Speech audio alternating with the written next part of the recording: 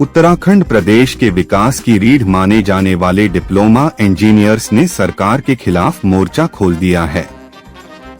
अपनी 27 सूत्रीय मांगों के समाधान के लिए उत्तराखंड डिप्लोमा इंजीनियर्स महासंघ के आह्वान पर 23 मार्च 2026 से पूरे प्रदेश में अनिश्चितकालीन हड़ताल शुरू हो गया है।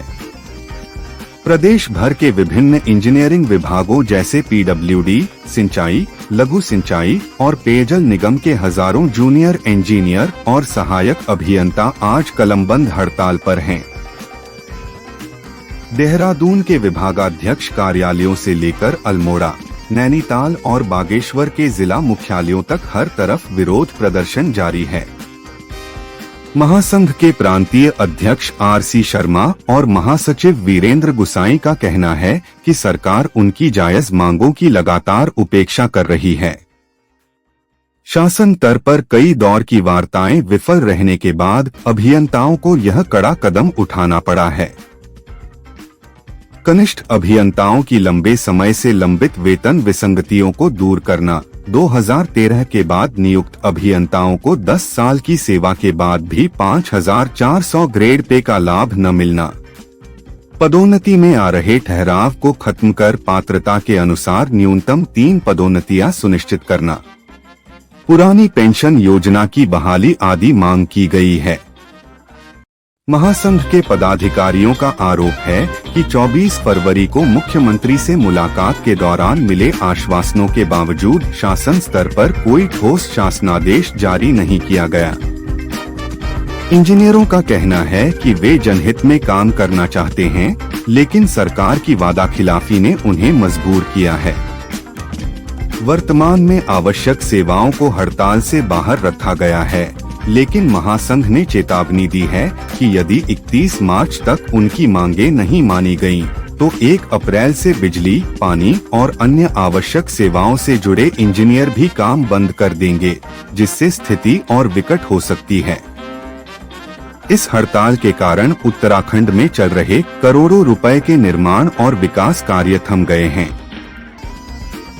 अब देखना यह होगा कि धामी सरकार इस गतिरोध को खत्म करने के लिए क्या ठोस कदम उठाती है।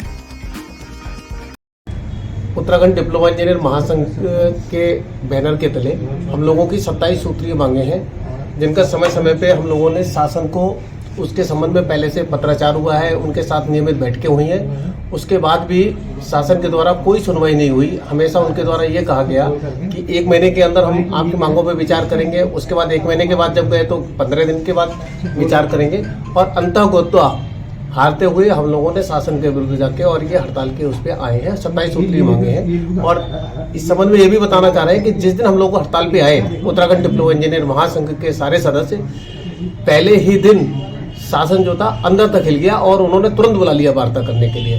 लेकिन जैसी उनकी हमेशा से रणनीति रही है कि किसी तरह मामले को टालते रहो, उनकी कार्यप्रणाली में भी यही रहता है कि बस कोई अगर समस्या आई है उसको आगे टाल दो, उसको फेस करने के बजाय आगे टाल दो, उतने दिन उनके लिए सही हो गया। उस पे वो चल रहे थे। लेकिन उत्तराखंड डिप्लोमा इंजीनियर संघ, इस बार महासंघ अडिग है कि जब तक आप हमारी मांगे नहीं मानेंगे, हम वापस आने वालों में से नहीं। आपका शुभ नाम? पीयूष। ये उत्तराखंड डिप्लोमा इंजीनियर महासंघ के बैनर तले द्वितीय चरण का जो ना धरना हमारा हड़ताल शुरू हुई है। इसमें हमने पहले चरण में जो ना सरकार को अपनी मांगों के संबंध में अवगत कराया था, और चरणबद्ध तरीके से हमने मतलब जिला मुख्यालय पर और देहरादून में जो ना 1 दिवसीय धरना प्रदर्शन प्रत्येक जिलों से और पूरे समस्त जिलों से जो ना हमने किया था। सारी 2 बार हमारी बैठकें भी हुई हैं शासन स्तर पर।